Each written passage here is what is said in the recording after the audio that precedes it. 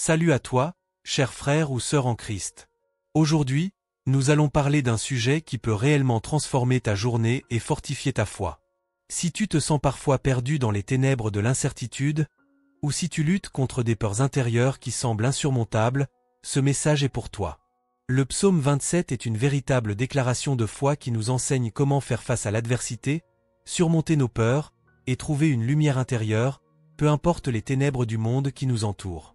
Et avant de commencer, si ce message t'inspire, n'oublie pas de t'abonner, de liker cette vidéo, de la partager et de participer en commentaire en écrivant « Dieu est ma lumière ». Allons droit au but, comment le psaume 27 peut-il t'aider à commencer ta journée avec foi, à surmonter la peur et à vivre une transformation spirituelle? Dieu, notre lumière et salut. L'Éternel est ma lumière et mon salut. Ce verset d'introduction du psaume 27 résume avec une simplicité déconcertante une vérité puissante qui traverse les âges. Dieu n'est pas simplement un guide ou un secours dans les moments de crise. Il est notre lumière. Cette affirmation est plus qu'une métaphore. Elle représente la présence même de Dieu qui illumine nos vies, dissipe les ténèbres et nous guide, même dans les moments les plus obscurs. Tu sais, le monde dans lequel nous vivons peut parfois être une véritable obscurité. Les défis quotidiens, les incertitudes, les peurs, et même les souffrances personnelles peuvent nous faire nous sentir comme si nous marchions dans l'obscurité la plus totale. C'est dans ces moments-là que la promesse du psaume 27 prend tout son sens. Dieu est la lumière dans nos ténèbres. Peu importe ce que nous traversons, sa lumière reste inébranlable. La lumière de Dieu n'est pas fragile. Elle ne vacille pas. Elle ne dépend pas des circonstances externes. Dieu est constant et sa lumière est éternelle. L'Éternel est ma lumière et mon salut. Ce n'est pas une simple déclaration de fait. C'est une déclaration de confiance. Lorsque David a écrit ces paroles, il traversait des périodes sombres dans sa vie, que ce soit la menace de ses ennemis ou l'angoisse intérieure. Pourtant, il affirmait que même au cœur de l'obscurité, la lumière de Dieu était sa certitude. Il savait que la lumière divine chasserait toute peur, toute confusion, toute angoisse. Il ne se laissait pas définir par les circonstances extérieures, mais par la lumière intérieure que Dieu lui offrait. L'Éternel est ma lumière. Cette affirmation peut changer radicalement la manière dont nous abordons nos journées. Imagine ce moment chaque matin, où avant même que ton esprit ne soit envahi par les préoccupations du jour, tu t'arrêtes pour te rappeler cette vérité. Dieu est ta lumière. Et non seulement il éclaire ton chemin, mais il est la lumière elle-même. Il est celui qui te permet de voir, de comprendre, de marcher avec assurance, même lorsque tout semble flou autour de toi. Lorsque tu dis ces mots, tu choisis de marcher dans la lumière de Dieu. Et ce n'est pas un acte passif, c'est un acte de foi. Tu prends une décision consciente de ne pas laisser les ténèbres définir ton parcours, mais de laisser la lumière de Dieu éclairer chaque pas que tu fais. Il ne s'agit pas de comprendre chaque détail ou chaque situation, mais de savoir qu'avec Dieu comme lumière, tu n'as pas à craindre l'obscurité, car sa lumière dissipera toujours les ténèbres qui se présentent à toi. Il y a quelque chose de radical dans cette déclaration. Parfois, nous nous retrouvons face à des situations difficiles où nous avons l'impression de ne rien voir venir, où les ténèbres semblent nous envelopper. Pourtant, ce psaume nous appelle à croire que même dans ces moments-là, nous pouvons marcher dans la lumière. Nous pouvons choisir de laisser la lumière de Dieu envahir nos pensées, nos craintes, nos choix. En effet, Dieu n'est pas une simple source de lumière, mais la lumière elle-même. Il n'est pas simplement celui qui éclaire notre chemin par des signes extérieurs ou des conseils pratiques. Il est celui qui éclaire notre cœur, notre âme et notre esprit, nous donnant une vision claire, même lorsque tout autour de nous semble confus. Quand tu choisis de t'ancrer dans cette vérité, tu choisis de voir avec les yeux de Dieu. Ce n'est pas la lumière du monde, éphémère et trompeuse, mais la lumière divine, stable et éternelle, qui illumine chaque moment de ta vie. Ainsi, il ne s'agit pas de chercher Dieu pour qu'il éclaire notre chemin uniquement lorsqu'il est obscur, mais de comprendre qu'il est la lumière constante, celle qui ne se retire jamais, qui brille même quand tout semble sombre. C'est pourquoi, peu importe ce que tu traverses aujourd'hui, que ce soit un moment de doute, de tristesse ou de confusion, rappelle-toi. L'Éternel est ta lumière et ton salut. Cela ne dépend pas de l'extérieur, mais de ta position en Dieu. Comme le dit ce passage, ta parole est une lampe à mes pieds, et une lumière sur mon sentier. Psaume 119, 105. Cette parole est une lumière vivante, qui ne brille pas seulement sur ton chemin, mais aussi dans ton cœur. La parole de Dieu n'est pas simplement un guide, mais une lumière intérieure, active, capable de dissiper toutes les ténèbres. C'est à toi de l'accepter pleinement et de lui permettre d'éclairer chaque aspect de ta vie. Aujourd'hui, choisis de marcher dans cette lumière. Choisis de laisser sa présence guider chacun de tes pas. Peu importe l'obscurité que tu rencontres, sache qu'avec Dieu à tes côtés, les ténèbres n'ont aucune autorité sur toi. Deuxième partie, la peur recule face à la foi proclamée. David, dans le psaume 27, pose une question radicale et pleine de foi, « De qui aurais-je peur ?» Cette question n'est pas simplement rhétorique, elle est une déclaration de défi face aux épreuves, aux ennemis et aux angoisses qui veulent envahir son cœur. Mais il est important de comprendre que David ne nie pas la présence de la peur. Non, il ne dit pas qu'il ne ressent rien, mais plutôt que, même face à cette peur, il choisit de ne pas la laisser avoir le dernier mot. Tu vois, la peur est un sentiment humain naturel. Qui peut dire qu'il n'a jamais ressenti de peur face à l'inconnu, aux difficultés de la vie ou aux menaces? Les épreuves, les trahisons, les maladies, et bien d'autres réalités douloureuses viennent parfois frapper à nos portes. Mais ce psaume ne nous dit pas que nous devons nous débarrasser de la peur avant de pouvoir marcher dans la foi. Non. La vraie force se trouve dans la manière dont nous choisissons de répondre à cette peur. La foi n'est pas l'absence de peur, c'est le choix de la rejeter et de choisir de faire confiance à Dieu, même quand la peur est bien présente. L'Éternel est ma lumière et mon salut, de qui aurais-je peur? Psaume 27, 1. David n'ignore pas la réalité de ses ennemis, de ses difficultés. Mais il déclare avec audace et certitude que, malgré tout cela, il n'a peur de personne et de rien, car Dieu est avec lui. En d'autres termes, ce n'est pas que les peurs n'existent pas, mais qu'elles sont reléguées à leur juste place face à la grandeur de Dieu. David fait le choix de ne pas laisser ses ennemis, ses soucis, ou ses peurs contrôler ses pensées et ses actions. Il choisit de se fixer sur Dieu, sur sa puissance, et sur sa fidélité. Et toi, comment réponds-tu à la peur? Lorsqu'elle surgit, que fais-tu? Laisses-tu les peurs te paralyser, ou choisis-tu de les confronter avec la vérité de la parole de Dieu? Choisir de rejeter la peur n'est pas un acte magique, ni une question de volonté humaine pure. C'est un acte de foi. C'est une déclaration que, malgré ce que tu ressens, malgré les circonstances extérieures, tu choisis de croire que Dieu est plus grand que tout ce qui te menace. Proclamer ta foi chaque jour est un moyen puissant de repousser la peur. C'est une action proactive qui réveille ton esprit spirituel. Chaque matin, avant même que tes préoccupations ou tes angoisses ne prennent de l'ampleur, tu peux prendre un moment pour affirmer « Je n'ai pas peur, car l'Éternel est avec moi ». Ce n'est pas simplement une phrase à dire, mais une déclaration de victoire. Avant même que le combat n'ait commencé, ta foi établit un rempart contre la peur. Si Dieu est pour nous, qui sera contre nous? Romains 8h31. Cette vérité biblique est une arme puissante. Elle nous rappelle que la présence de Dieu est notre plus grande défense. Peu importe les attaques extérieures, la peur n'a plus de pouvoir sur toi lorsque tu choisis de faire confiance à Dieu. La peur, qu'elle soit physique, émotionnelle ou spirituelle, se trouve vaincue par cette vérité simple mais profonde, Dieu est avec toi. Cela ne signifie pas que la peur disparaît instantanément ou qu'elle ne reviendra pas. Mais à chaque fois qu'elle frappe, tu peux répondre avec foi.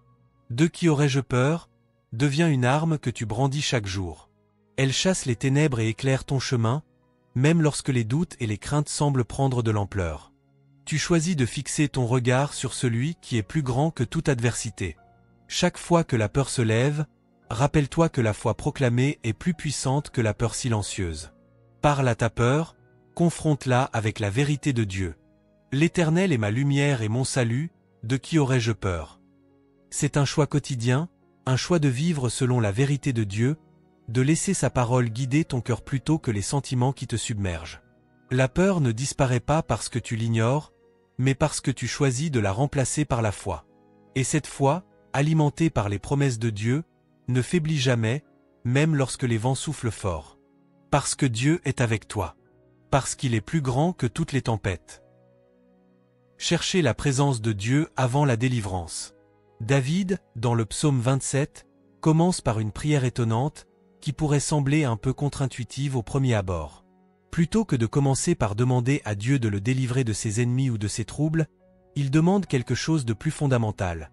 je demande à l'Éternel une chose, que je désire ardemment, habiter dans la maison de l'Éternel tous les jours de ma vie, pour contempler la beauté de l'Éternel et m'enquérir de son temple. Psaume 27, 4. Ce détail est crucial. David ne se précipite pas dans une demande urgente de délivrance ou de protection, même s'il est entouré de dangers réels et imminents. Non, il choisit de poser une fondation spirituelle plus profonde. Il choisit de chercher la présence de Dieu avant même de demander la résolution de ses problèmes. Il reconnaît que la véritable réponse à ses craintes et à ses dilemmes ne réside pas dans une solution immédiate, mais dans une communion plus intime avec Dieu. Ce n'est pas la solution que nous cherchons d'abord, mais la présence de Dieu. Souvent, dans nos prières, nous sommes prompts à exposer nos besoins, nos urgences et nos désirs de délivrance. Bien sûr, Dieu nous encourage à lui faire connaître nos demandes, comme le dit l'Écriture.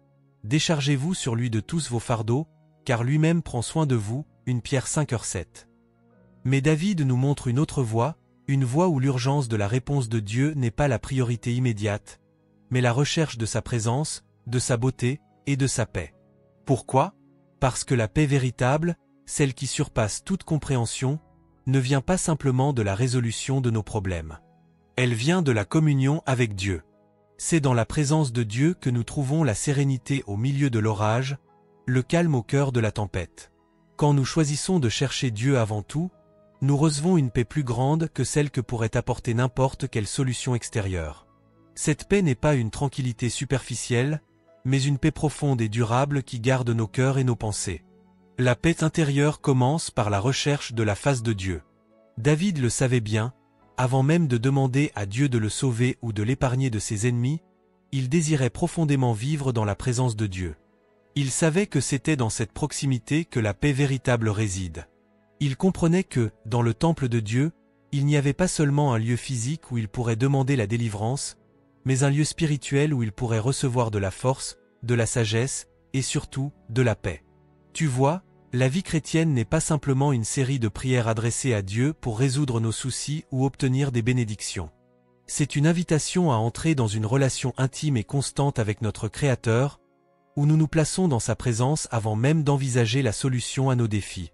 Cela signifie que, bien que nous puissions avoir des problèmes, des angoisses et des préoccupations, nous faisons un choix chaque jour de nous ancrer d'abord dans sa présence. Comme Jésus l'a enseigné, cherchez d'abord le royaume de Dieu et sa justice, et toutes ces choses vous seront données par-dessus, Matthieu 6h33. Le royaume de Dieu, c'est la présence de Dieu. C'est là que nous trouvons tout ce dont nous avons besoin. Cela ne signifie pas que Dieu ne répondra pas à nos prières concernant nos difficultés, mais plutôt qu'il veut que nous placions notre priorité sur lui, et non sur les solutions à nos problèmes. Lorsque tu te lèves chaque matin, fais de la recherche de sa face ta première priorité. Avant de t'inquiéter de ce qui t'attend, avant de te perdre dans les préoccupations et les défis de la journée, arrête-toi un instant et tourne ton cœur vers Dieu. L'Éternel est ma lumière et mon salut, de qui aurais-je peur? Psaume 27, 1. Cette question n'est pas seulement une déclaration de foi face aux ennemis, elle est aussi une déclaration de confiance que, quelle que soit l'adversité, si nous cherchons la présence de Dieu, nous serons remplis de sa paix et de sa puissance pour traverser tout ce qui se présente devant nous. Quand tu choisis de commencer ta journée en recherchant d'abord Dieu, tu crées un espace pour sa paix de remplir ton cœur. Cette paix ne dépend pas des circonstances extérieures, mais de la communion intime avec lui. Elle te fortifie, te stabilise et te guide dans la tempête. En cherchant la face de Dieu avant tout, tu découvres une tranquillité qui ne peut venir que de lui, une paix que rien ni personne ne pourra te prendre. Alors, prends un moment chaque matin pour t'ancrer dans sa présence. Demande à Dieu de te montrer sa beauté, de te parler dans le silence de ta prière. Laisse sa lumière briller sur toi avant même que tu ne cherches des réponses à tes problèmes. C'est dans cette présence que tu trouveras la véritable paix. La beauté de Dieu comme refuge spirituel. David, dans le psaume 27, nous partage un désir profond et puissant. Je demande à l'Éternel une chose, que je désire ardemment. Habiter dans la maison de l'Éternel tous les jours de ma vie, pour contempler la beauté de l'Éternel et m'enquérir de son temple. Psaume 27, 4. Ce n'est pas simplement une prière, mais un cri du cœur qui nous révèle un principe fondamental. Dans un monde souvent agité et rempli de distractions, il est essentiel de prendre du temps pour simplement être en la présence de Dieu, loin du tumulte. La beauté de Dieu, selon David, n'est pas un simple concept abstrait. Elle est un refuge spirituel, un lieu où notre âme trouve une paix profonde et un renouvellement intérieur. En contemplant Dieu, en nous arrêtant pour fixer notre regard sur sa grandeur, nous découvrons un lieu où nos cœurs peuvent être guéris, restaurés et fortifiés. Ce n'est pas la beauté physique de Dieu, mais la splendeur de sa nature, de sa sainteté et de son amour infini qui attire David. La contemplation est un refuge spirituel. Lorsque tu cherches à voir la beauté de Dieu, tu n'es pas simplement en train de te perdre dans des pensées pieuses ou des réflexions intellectuelles. Non, tu cherches un refuge, un abri où ton esprit peut se ressourcer. Dans ce monde, nous sommes constamment sollicités, constamment pressés. Le bruit, les préoccupations quotidiennes, les attentes de la société, tout cela nous pousse à courir sans cesse, à chercher à accomplir toujours plus, à résoudre des problèmes sans cesse. Mais David nous rappelle que ce n'est pas dans l'agitation que nous trouvons la paix. La véritable paix vient dans le calme, dans l'arrêt. Elle vient lorsque nous décidons de prendre un moment pour nous recentrer, pour nous arrêter et simplement contempler Dieu. Prendre le temps de contempler la beauté de Dieu, c'est accepter de faire une pause, de retirer son regard des soucis du monde et de le poser sur celui qui est l'alpha et l'oméga, celui qui détient le contrôle de tout. Dans cette pause, nous découvrons non seulement qui Dieu est, mais aussi ce qu'il veut faire dans nos vies. La contemplation devient une source de paix intérieure, parce que nous laissons Dieu envahir notre être. Ce n'est pas une simple activité mentale, mais un acte spirituel. La prière ne se limite pas à des demandes incessantes. Elle inclut aussi un moment de méditation et d'adoration, où nous nous laissons remplir par la magnificence de sa présence. La prière, ce n'est pas seulement demander, c'est aussi s'arrêter pour regarder Dieu. Souvent, nous confondons foi et activisme religieux. Nous avons tendance à penser que la foi se mesure à la quantité de choses que nous accomplissons ou à la rapidité avec laquelle nous demandons à Dieu d'agir. Nous passons nos journées à faire des choses pour Dieu, mais souvent, nous oublions que la véritable foi se vit aussi dans le silence, dans l'attente et dans la contemplation. La paix qui surpasse toute compréhension ne se trouve pas dans notre capacité à être constamment actifs, mais dans notre capacité à nous reposer en Dieu, à nous arrêter et à simplement le regarder.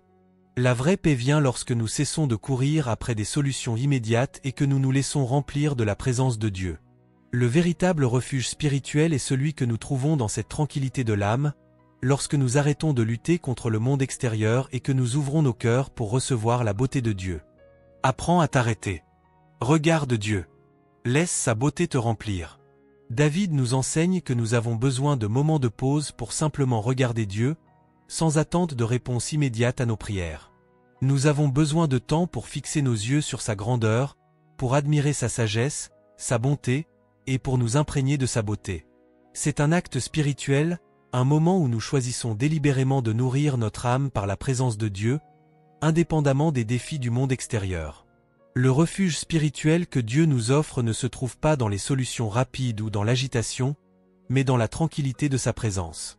Lorsque nous choisissons de nous arrêter, d'être attentifs à sa beauté, nous découvrons une paix qui envahit notre cœur, une paix qui va au-delà de notre compréhension et qui nous soutient dans les moments difficiles. C'est un refuge qui guérit notre âme, qui nous restaure et qui nous prépare à affronter les défis avec une foi renouvelée. En fin de compte, la beauté de Dieu est un trésor que nous devons chercher activement. La beauté de Dieu n'est pas seulement une pensée théologique ou une réflexion spirituelle, mais une réalité vivante qui nourrit et restaure notre être intérieur. Lorsque nous prenons le temps de contempler cette beauté, nous trouvons un refuge spirituel qui nous protège et nous guérit. Ce moment de calme, de prière et de contemplation nous renouvelle et nous fortifie, nous permettant de continuer à marcher dans la paix de Dieu, peu importe les tempêtes qui se lèvent autour de nous. Dieu combat pour nous. L'une des révélations les plus profondes que nous découvrons dans le psaume 27 réside dans la compréhension que, même dans la lutte, Dieu ne nous laisse pas seuls. Il combat pour nous. David, dans sa prière, ne dit pas « Je ferai tomber mes ennemis ou je les vaincrai par ma propre force ». Non, au contraire, il fait une déclaration libératrice. Ce sont mes ennemis qui tomberont, car Dieu combat pour moi. Il reconnaît que la victoire n'est pas le fruit de ses propres efforts, mais de l'action souveraine de Dieu dans sa vie. Cette révélation est cruciale pour nous aujourd'hui, car elle renverse une mentalité souvent répandue dans notre société et même parfois dans notre vie chrétienne. Celle de devoir lutter seul pour obtenir la victoire, de devoir manipuler les circonstances ou forcer les choses à se produire. Mais dans le psaume 27, nous découvrons que Dieu combat pour nous. Nous ne sommes pas appelés à tout accomplir par notre propre force ou nos propres stratégies humaines. Non, nous avons un Dieu qui, dans sa miséricorde et sa faveur, intervient dans nos batailles et pourvoit à notre victoire. Dieu combat pour toi. Combien de fois nous sentons-nous accablés par les défis de la vie, que ce soit dans nos relations, nos finances, nos luttes spirituelles, ou même dans les conflits intérieurs. Il peut être facile de se sentir impuissant ou de croire que nous devons résoudre tous nos problèmes par nos propres moyens. Cependant, David nous montre que, même dans les moments les plus sombres, la victoire appartient à Dieu, et c'est lui qui se tient aux commandes. Tu n'as pas à porter seul le fardeau des luttes que tu rencontres. Dieu, dans sa sagesse et sa puissance infinie, se bat pour toi. Lorsque tu te sens accablé, rappelle-toi que ce n'est pas dans ta propre force que tu trouveras la victoire, mais dans la main invisible de Dieu, qui œuvre pour toi dans les coulisses de ta vie. La tentation peut être forte de prendre les choses en main, de chercher à tout contrôler, de vouloir venger les injustices ou de lutter seul contre ceux qui te nuisent. Mais la parole de Dieu nous rappelle que c'est à Dieu qu'appartient la vengeance, et c'est lui qui apportera la justice. Vengeance est à moi, je rendrai la pareille, dit l'Éternel. Romains 12h19. Dieu te demande de lui faire confiance, de remettre ton combat entre ses mains. Il a le pouvoir et la capacité de renverser toute situation, même celle qui semble sans issue. La victoire n'est pas le fruit de nos efforts humains, mais de la main invisible de Dieu. Imagine un instant, tu traverses une épreuve, tu fais face à des ennemis visibles ou invisibles. Dans ces moments, il est facile de croire que tout dépend de toi. Que ce soit par tes efforts, tes compétences, ou ta propre force que tu pourras surmonter l'adversité. Mais la vérité est que Dieu œuvre derrière chaque situation, dans chaque lutte. Il protège ce qu'il bénit, et ce qu'il protège, personne ne peut le détruire. Le combat que tu fais face n'est pas vain, mais il ne dépend pas uniquement de tes capacités ou de tes ressources humaines. Dieu, dans sa grâce, intervient pour te soutenir et te défendre. Il agit là où tu ne peux pas, là où tes forces sont limitées. Ses stratégies ne sont pas comme celles des hommes. Parfois, ce n'est pas par la force brute que Dieu nous délivre, mais par sa sagesse divine, sa direction parfaite et sa puissance immuable. Cela signifie aussi que parfois, tu ne verras pas immédiatement les résultats de l'action de Dieu. Il arrive que nous soyons dans l'attente, que les réponses de Dieu semblent tarder, ou que la situation semble empirer avant d'aller mieux. Mais cela ne veut pas dire que Dieu ne travaille pas pour toi. Même dans l'invisible, il œuvre pour ta victoire. Il protège ce qu'il bénit, et ce qu'il protège, personne ne peut le détruire. Dieu veille sur toi, et ses promesses sont infaillibles. Ce qu'il a commencé dans ta vie, il le terminera. Rappelle-toi de cela chaque jour. Quand les luttes arrivent, quand les géants se dressent devant toi, rappelle-toi cette vérité. Dieu est celui qui combat pour toi. Tu n'as pas à avoir peur, car celui qui est en toi est plus grand que celui qui est dans le monde. Si Dieu est pour nous, qui sera contre nous? Romains 8h31. Peu importe les difficultés, les attaques ou les épreuves, tu as un défenseur puissant. Dieu est ton bouclier, ton rocher, et celui qui te défend. Ce n'est pas à toi de manipuler les circonstances, de te venger ou de lutter dans ta propre force. Mets ta confiance en Dieu, remets-lui tes combats, et laisse-le agir à sa manière. La victoire viendra, non pas à cause de tes efforts humains, mais parce que Dieu, dans sa grande fidélité, combat pour toi. Alors, peu importe ce que tu traverses, prends un moment pour déposer tes luttes entre les mains de Dieu. Sois assuré qu'il est à l'œuvre, même lorsque tu ne vois pas immédiatement les résultats. Laisse Dieu combattre pour toi, et toi, fais confiance en sa fidélité. L'espérance, une force qui attire la victoire. À la fin du psaume 27, David nous lance un appel puissant et motivant. Espère en l'Éternel, fortifie-toi, et que ton cœur s'affermisse. Psaume 27, 14. Ces mots sont bien plus qu'une simple suggestion. Ils sont un commandement spirituel, une invitation à un acte de foi qui dépasse les circonstances immédiates et les épreuves du moment. David ne nous appelle pas seulement à espérer d'une manière passive, comme si nous attendions simplement que les choses changent d'elles-mêmes. Non, il nous invite à une espérance vivante, à une espérance qui transforme et fortifie notre cœur. L'espérance dont parle David n'est pas un simple vœu pieux, une attente naïve ou un espoir vacillant. C'est une force spirituelle. Ce n'est pas quelque chose qui se fait en attendant que tout se résolve sans rien faire. Au contraire, l'espérance active est une tension vers le ciel, une confiance ferme dans le fait que Dieu agit, même si les résultats ne sont pas visibles immédiatement. C'est l'attente confiante que Dieu, dans sa fidélité, accomplira ses promesses, peu importe le temps que cela prendra. L'espérance n'est pas passivité, mais une action intérieure. Lorsque David nous exhorte à espérer en l'Éternel, il ne nous dit pas d'attendre de manière inactive que les choses changent. L'espérance qu'il évoque ici est active. Elle est une force intérieure qui nous pousse à tenir ferme, même lorsque nous ne voyons pas immédiatement les résultats. Cette espérance est une attitude qui fortifie notre cœur et nous permet de traverser les épreuves avec confiance. Tu vois, dans la vie chrétienne, l'espérance joue un rôle clé. Trop souvent, nous croyons que l'espérance est simplement une attitude passagère. Pourtant, l'espérance est une arme puissante dans la main de celui qui choisit de marcher dans la foi. Elle attire la victoire parce qu'elle repose sur la conviction profonde que, même lorsque les choses semblent lentes à se produire, Dieu est à l'œuvre. L'espérance agit comme un tremplin spirituel, préparant le terrain pour que Dieu œuvre de manière tangible dans nos vies. Cultive l'espérance, même dans les moments difficiles. Ce n'est pas un hasard si David termine ce psaume sur cette note d'espérance. Les épreuves qu'il traverse sont réelles. Il n'ignore pas les difficultés qui l'entourent. Mais il choisit de fortifier son cœur dans l'espérance. Il nous enseigne qu'en dépit de l'incertitude, en dépit des montagnes qui semblent insurmontables, l'espérance est ce qui permet de tenir ferme. Il y a des moments où tout semble aller mal. Les prières semblent sans réponse, les ennemis semblent gagner du terrain, et les promesses de Dieu paraissent lointaines. C'est précisément dans ces moments que l'espérance devient une force puissante. C'est dans l'obscurité que l'espérance brille le plus fort, parce qu'elle repose non pas sur ce que nous voyons, mais sur ce que nous savons, Dieu est fidèle. L'espérance est une forme d'attente active. Lorsque tu choisis d'espérer en Dieu, tu choisis de croire que Dieu est encore à l'œuvre, même quand rien ne semble changer. Tu choisis de te tenir sur les promesses de Dieu, même lorsque le vent semble souffler contre toi. L'espérance active est un choix de cœur.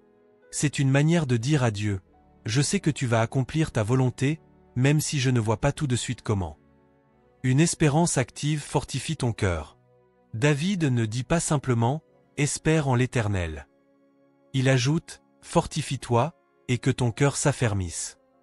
Espérer en Dieu, dans ce sens, ne consiste pas uniquement à attendre que quelque chose se passe. C'est aussi un acte spirituel de renforcement intérieur.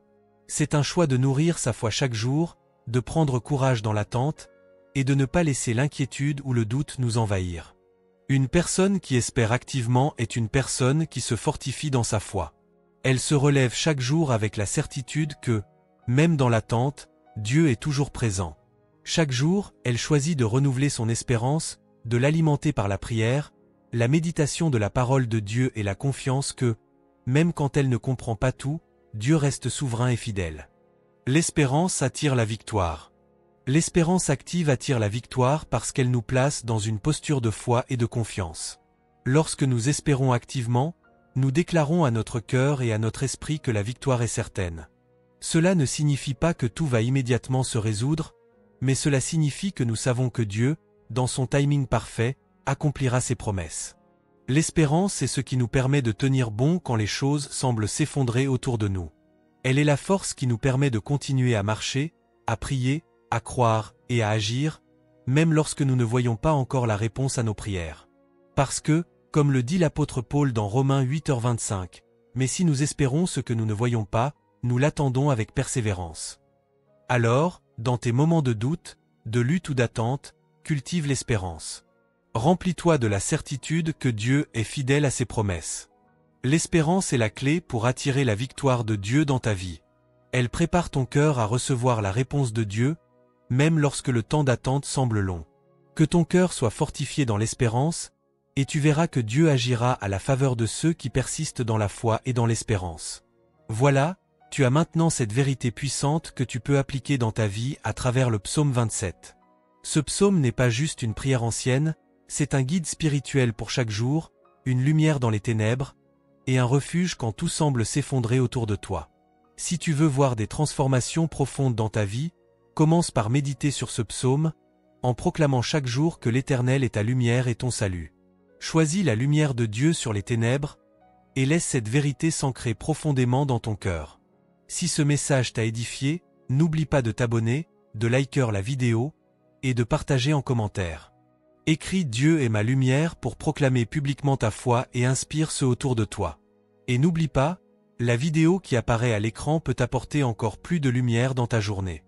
Que Dieu te bénisse et te garde dans sa paix.